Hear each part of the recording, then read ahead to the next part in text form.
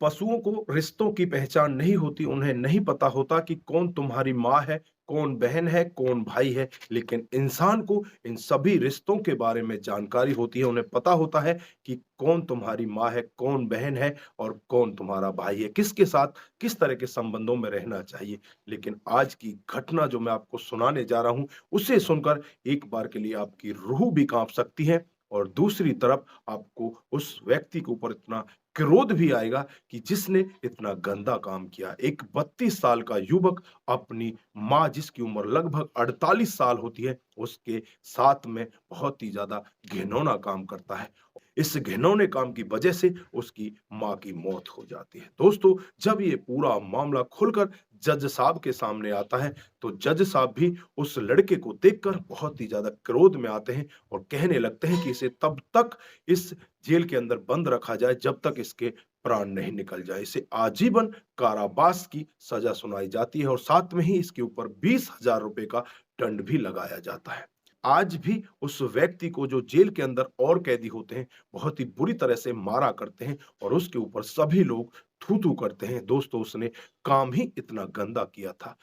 आइए आइए दोस्तों, जानते हैं कि ये पूरा मामला कहाँ का है और ऐसा भैंसी दरिंदा हमारे समाज के बीच में कैसे घूम रहा था। नमस्कार, जय हिंद। आप देख रहे हैं एपीएच न्यूज़ राहुल रावत के साथ। तो दोस्तों, आज जो मैं आपको हकीकत की घटना बताने जा रहा हूँ, हरियाणा में एक जिला पड़ता है गुरुग्राम और ये गुरुग्राम के ही एक कोर्ट की हकीकत की घटना है। यहाँ पर 14 अप्रैल 2023 को जज साहब, जिनका नाम राहुल बिश्नोई होता है, अपनी अदालत में बैठे होते हैं। सामने एक मुजरिम खड़ा होता है जिसकी उम्र लगभग 32 साल होती है। उसकी तरफ देखकर जज साहब कहते हैं कि इसने जो क्राइम किया है, यहाँ पर इसे माफ़ी की कतई भी गुंजाइश नहीं है। इसे तब तक जेल के अंदर रखा जाए जब तक इसके प्राण नहीं निकल जाएँ और इसके ऊपर 20,000 रुपए का आर्थिक दंड भी लगना चाहिए। लेकिन यहाँ पर वो युवक कहने लगता है कि साहब, मुझे फांसी की सज़ा दे दो, क्योंकि जेल के अंदर मुझे हर दिन लोग बाग मारते हैं। जो भी कैदी मेरी घटना के बारे में सुनता है, वही मुझे मारता है।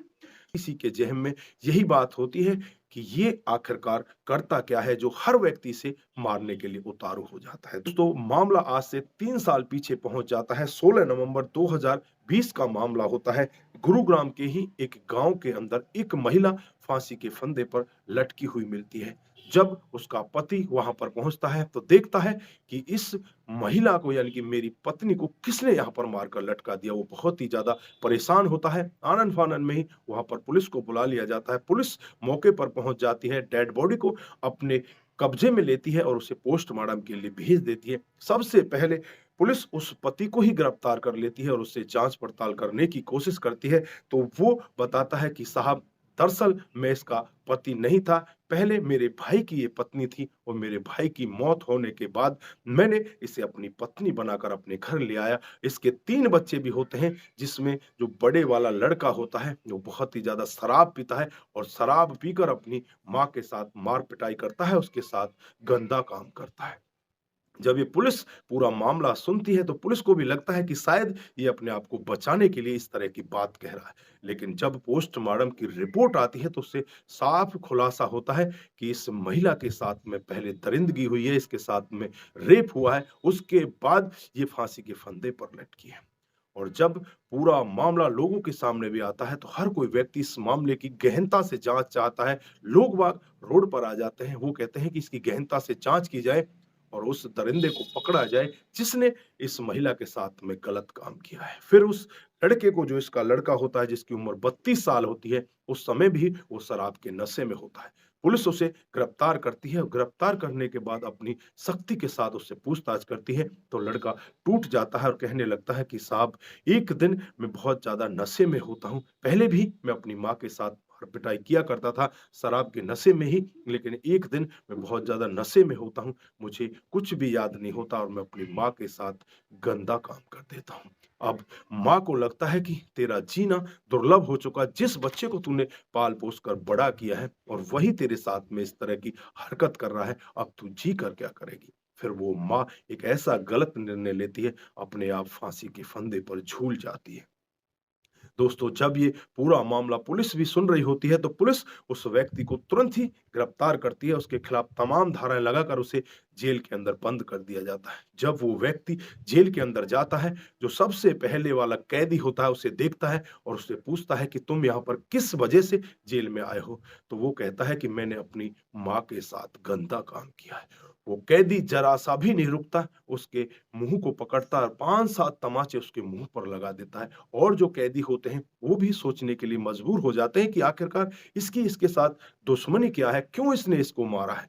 बाकी कैदियों को भी पता चलता है कि ये अपनी माँ के साथ दुष्कर्म करके आया है, तो वो भी उसे मारने लगते हैं। हर रोज़ उसके साथ में इसी तरह का वाक़या होता है। ये सब उसने तब बताया जब जज साहब ने उसको सज़ा सुनाई थी। उसने कहा था कि जज साहब मुझे फांसी दे दो, मैं जेल के अंदर नहीं रहना चाहता क्योंकि हर रोज़ मेरे को वहाँ पर टॉर्चर किया जाता है। जज साहब भी कहते हैं कि तूने काम ही इतना गंदा किया है और तुझे तब तक जेल के अंदर रहना पड़ेगा जब तक तेरे प्राण नहीं निकल जाते और तुझे 20,000 रुपए का दंड भी लगाया जाता है। जज साहब अपनी कलम तोड़ देते हैं। दोस्तों, आस-पास के लोगों के पास जब ये मामला पहुँचता है सोशल मीडिया के ज़रिए, टेलीविज़न के ज़रिए, अखबारों के ज़रिए, जब लोग बाग इस मामले को सुनते हैं तो इस व्यक्ति के बारे में थू-थू करने लगते हैं और कहने लगते हैं कि ऐसे व्यक्ति, ऐसे हैवान को हमारे समाज के बीच रहने का कोई भी हक नहीं है। उसके साथ जो जेल में हो रहा है, वो बिल्कुल सही हो रहा है। दोस्तों, यहाँ पर आप क्या कहना चाहते हैं? आपकी जो भी राय है एक बार कमेंट बॉक्स में ज़रूर दीजिएगा। दोस्तों, इस घटनाक्रम को सुनाने का उद्देश्य सिर्फ़ आप लोगों को बताना है कि हमारे समाज के अंदर ऐसे भैंसी दरिंदे भी घूम रहे हैं। पशु भी इसके काम को सुनकर एक बार शर्मसार हो जाएँ, क्योंकि पशुओं में तो समझ नहीं होती, इंसानों में तो समझ होती है। उन्हें अपने रिश्तों के बारे में बोध होता है कि कौन तुम्हारी माँ है, कौन तुम्हारी बहन है। लेकिन ऐसे भैंसी दरिंदे ने इस रिश्ते को भी तार-तार कर दिया। दोस्तों, आज के लिए बस इतना ही। फिर मिलते हैं किसी नए मोड़ के साथ। तब तक के लिए आप अपना ख्याल रखें, अपने परिवार का ख्याल रखें, सतर्क रहें, सावधान रहें और ऐसे क्राइम को अपने आस-पास ना होने दें। नमस्कार, जय हिंद, जय भारत।